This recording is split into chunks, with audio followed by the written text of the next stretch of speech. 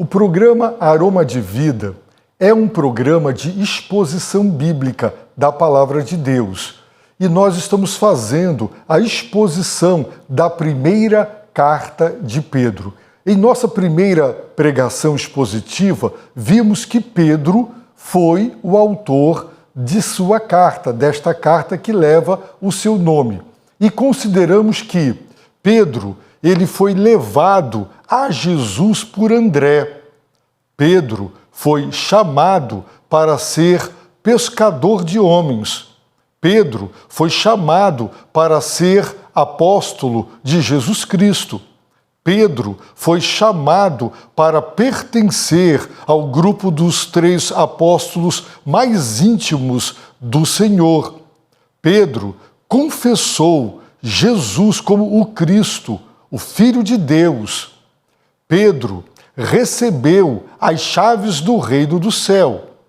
Pedro negou Jesus por 3 vezes. Pedro recebeu a tarefa de fortalecer seus irmãos. Pedro foi reconduzido à liderança apostólica por Jesus. Pedro foi considerado coluna da igreja. No capítulo 1, verso 1, nós lemos que Pedro foi apóstolo de Jesus Cristo. E nós precisamos compreender isso porque esta afirmação é da máxima importância. O apóstolo Pedro começa a carta logo no início, deixando absolutamente claro que tudo quanto seus leitores, os seus destinatários originais, lerão doravante, e nós, cristãos de todos os tempos, foi escrito por alguém que tinha autoridade do próprio Senhor Jesus, autoridade não só para pregar, mas também para escrever a própria palavra de Deus. E essa autoridade que Pedro tinha era em virtude do fato de ser apóstolo de Jesus Cristo. Por isso precisamos considerar a importância da autoridade apostólica. O que significa ser apóstolo? A palavra apóstolo, ela significa, de modo geral, um representante oficial. Alguém que foi escolhido, chamado, alguém que recebeu autoridade, não própria, autoridade delegada, e foi enviado para cumprir uma missão específica. Portanto, de modo geral, a palavra apóstolo significa isso, um mensageiro, um representante oficial, cuja autoridade é a autoridade delegada daquele que o chamou, daquele que o enviou para cumprir uma missão. E Pedro, ele foi apóstolo de Jesus Cristo. No entanto, e lamentavelmente, nos nossos dias, surgiram aqueles que se auto-intitularam apóstolos. Existem igrejas que acreditam que seus líderes são sucessores diretos do apóstolo Pedro, inclusive. É por essa razão é importante considerar o que a Bíblia diz sobre apóstolos. Em primeiro lugar, nós veremos em Filipenses, capítulo 2, verso 25, o apóstolo Paulo dizendo: "Contudo, achei necessário enviar-vos Epafrodito, meu irmão e cooperador, companheiro de lutas, a quem enviastes para me socorrer nas minhas necessidades." Em outras traduções, onde aparece nesse texto "a quem enviaste", é mensageiro. Ali tem o termo apóstolo. Portanto, Epafrodito, ele era um apóstolo da igreja de Filipos. Por quê? Porque a igreja levantara uma oferta generosa e expressiva de amor para que Epafrodito saísse da Macedônia, fosse até Roma, onde Paulo estava preso em sua prisão domiciliar, e ele fosse o portador, o mensageiro que seria o portador daquela oferta e que entregaria aquela oferta nas mãos do apóstolo Paulo para suprir as suas necessidades. Então, observem bem, Epafrodito foi enviado. Epafrodito, ele foi mensageiro ou apóstolo da igreja de Filipos, ok? Diz o texto bíblico agora, em 2 Coríntios, capítulo 8, verso 23, Paulo diz: se há alguma questão quanto a Tito, ele é meu companheiro e cooperador para convosco. Se há alguma questão quanto a nossos irmãos, eles são mensageiros das igrejas e glória de Cristo. A palavra mensageiros aí traduz a palavra grega apóstolo.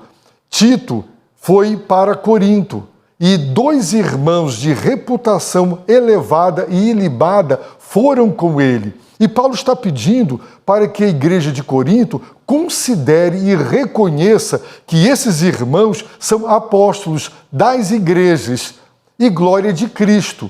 Eles são mensageiros, enviados, estariam ali representando as igrejas, portanto, apóstolos das igrejas. Lemos em Atos capítulo 14, verso 14, Lucas descrever assim: quando os apóstolos Barnabé e Paulo ouviram isso, rasgaram suas vestes, rasgaram suas roupas e puseram-se no meio da multidão, gritando. Observem que Lucas chama Barnabé e Paulo de apóstolos. Sabemos que Paulo, ele realmente foi apóstolo de Jesus Cristo.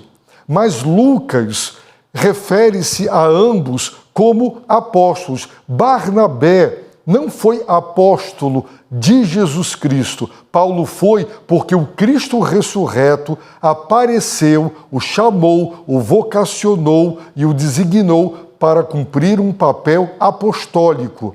É por essa razão que podemos dizer que Barnabé e Paulo, eles foram apóstolos da igreja de Antioquia.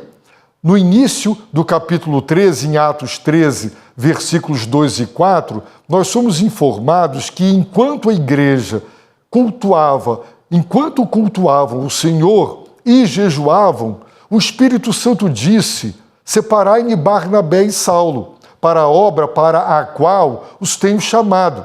Então, depois de jejuar, oraram, eles impuseram as mãos e deixaram que partissem. Assim, enviados pelo Espírito Santo, desceram a Seleucia e dali navegaram para Chipre. Em Atos 13, nesse exato momento, começa a primeira viagem missionária. E na sequência, como acabamos de ver, Lucas chama Barnabé e Paulo de apóstolos. Veremos no final desta primeira viagem missionária, agora em Atos capítulo 14, de 25 a 27, está escrito que, e tendo anunciado a palavra em Perge, desceram para Atalia. Dali navegaram para Antioquia, onde haviam sido confiados a graça de Deus para a obra que acabavam de completar. Quando chegaram e reuniram a igreja, relataram tudo o que Deus havia feito por meio deles e como abrira a porta da fé aos gentios. E ficaram ali com os discípulos durante algum tempo. O que podemos perceber é que no início da viagem, da primeira viagem missionária, registrado em Atos 13, e agora, no final desta primeira viagem, eles voltam porque eles são apóstolos da igreja de Antioquia e eles foram enviados por esta igreja com esta missão, realizar a evangelização daquela região do sul da Galácia, para os quais Paulo posteriormente escreve a sua carta aos Gálatas. Então, o texto diz que eram apóstolos, mas Barnabé não era apóstolo de Cristo Jesus. Paulo era. Essa é a diferença. Apóstolos de uma igreja, mensageiros enviados. Portanto, o que precisamos aprender é que há uma diferença entre ser apóstolo de uma igreja e apóstolo de Jesus Cristo. Sabe por quê? Porque em Efésios, capítulo 2, verso de número 20, nós lemos que a igreja, o povo de Deus, diz Paulo, edificados sobre o fundamento dos apóstolos e dos profetas, sendo o próprio Cristo a pedra, sendo o próprio Cristo Jesus a principal pedra de esquina. Isso significa que o fundamento dos apóstolos e dos profetas, Jesus não escreveu nenhum evangelho, nenhuma carta. Quem escreveu o evangelho, os evangelhos, as cartas, foram os apóstolos. E a igreja, ela está edificada sobre esse fundamento, o Novo Testamento, que foi produzido pelos apóstolos.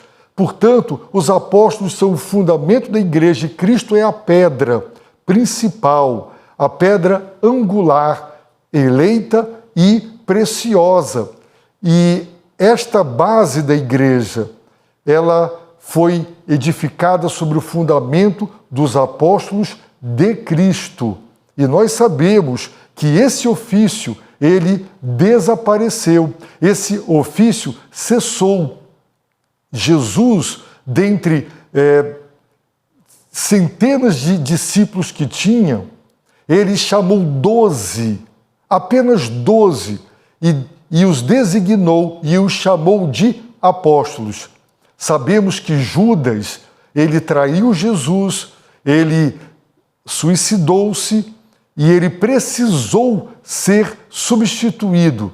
E nós veremos agora em Atos 1, versos 21 e 22, que o próprio apóstolo Pedro, divinamente orientado, apresentará os critérios necessários e imprescindíveis para que o sucessor de Judas fosse escolhido. Está escrito: assim, é necessário que dentre os homens que conviveram conosco todo o tempo em que o Senhor Jesus andou entre nós, começando desde o batismo de João até o dia em que dentre nós ele foi elevado ao céu, um deles se torne conosco testemunha da sua ressurreição.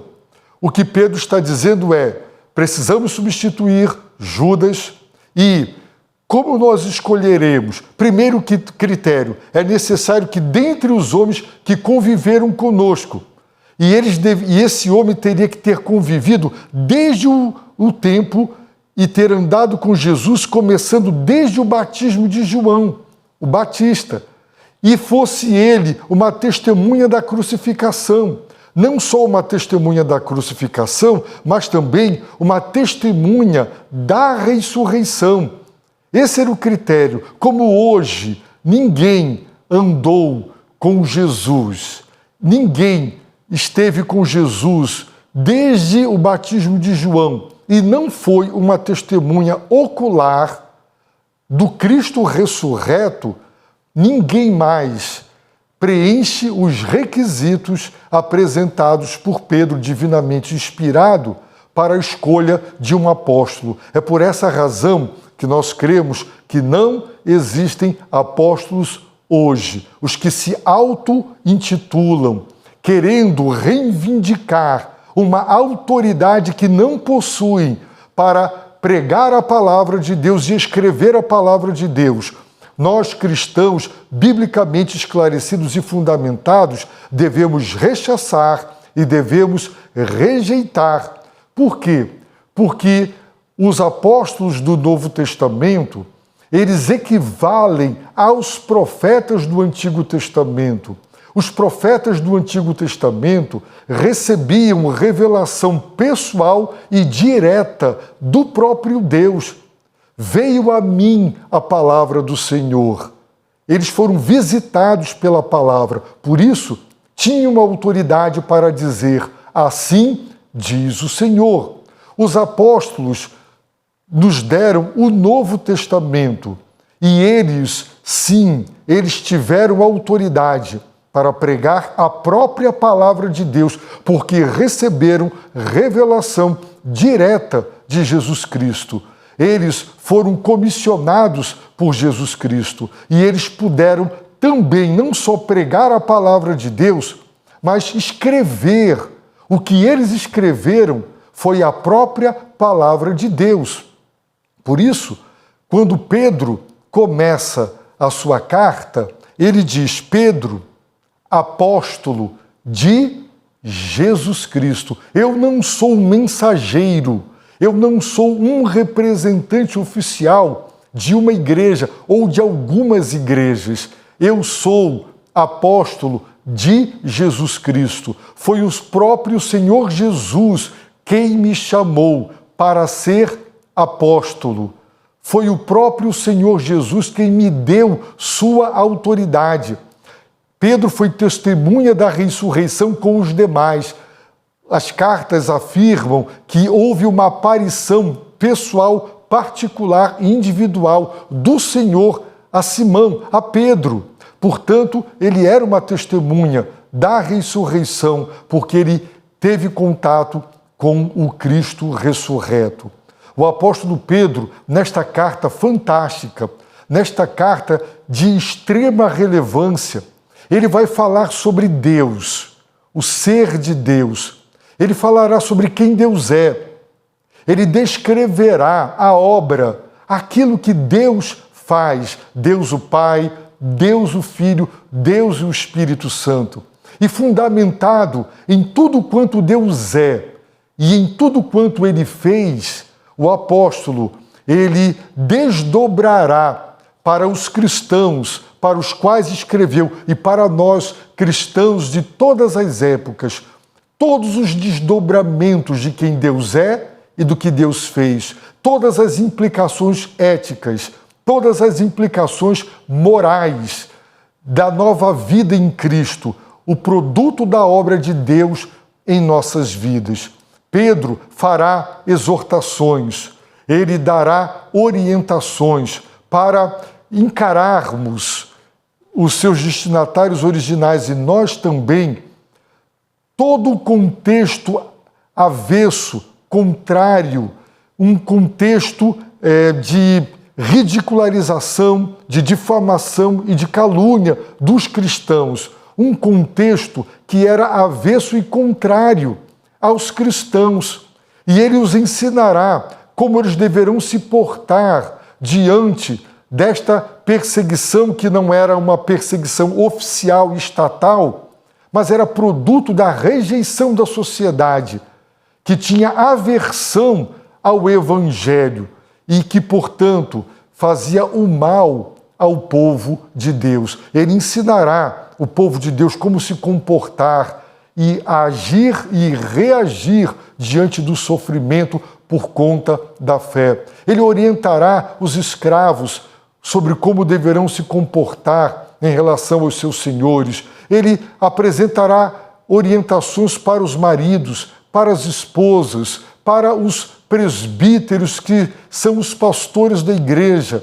Portanto, tudo quanto ele dirá daqui por diante, ele dirá na qualidade de autoridade.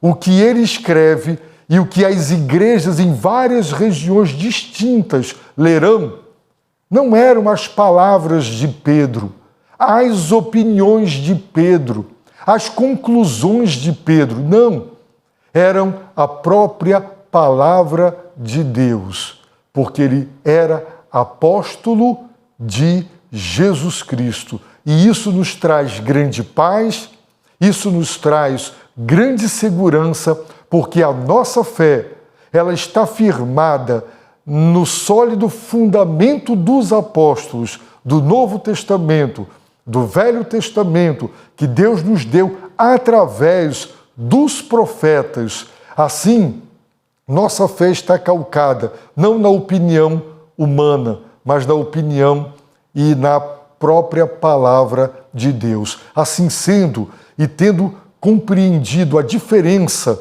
quando nós lemos no Novo Testamento a palavra apóstolos sendo usada para outras pessoas que não os 12 e Paulo, nós sabemos que somente os 12, e nós sabemos pelos textos bíblicos baseados no livro de Atos, capítulo 1, versos 23 e 26, quem foi escolhido para suceder Judas. Então, diz o texto, apresentaram 2, José, chamado Barsabás, também chamado Justo, e Matias, e orando disseram, tu, Senhor, que conheces o coração de todos, mostra qual destes 2 tens escolhido para assumir lugar neste ministério e apostolado, do qual Judas se desviou, indo para o seu lugar. Então, tiraram sortes, e a sorte recaiu sobre Matias.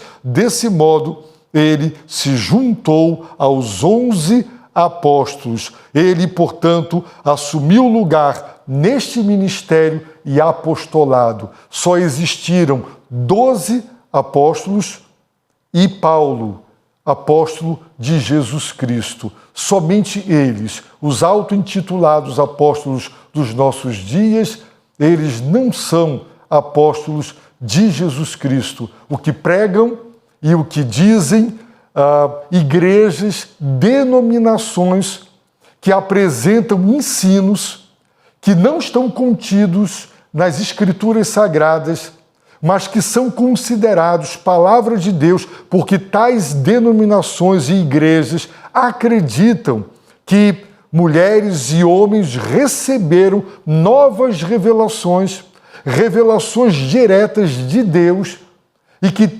equivalem-se às Escrituras Sagradas do Velho e do Novo Testamento, e sobre estas supostas novas revelações fundamentam doutrinas que nós não encontramos na Bíblia Sagrada.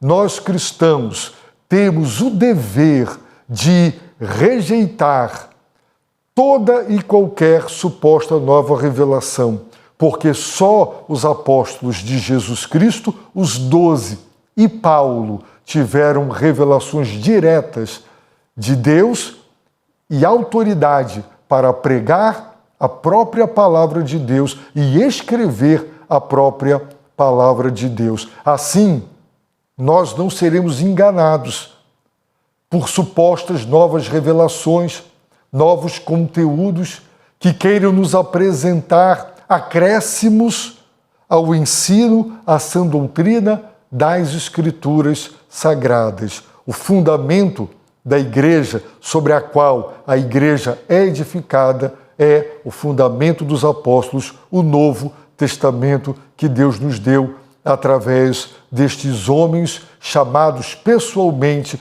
testemunhas da ressurreição de Jesus Cristo.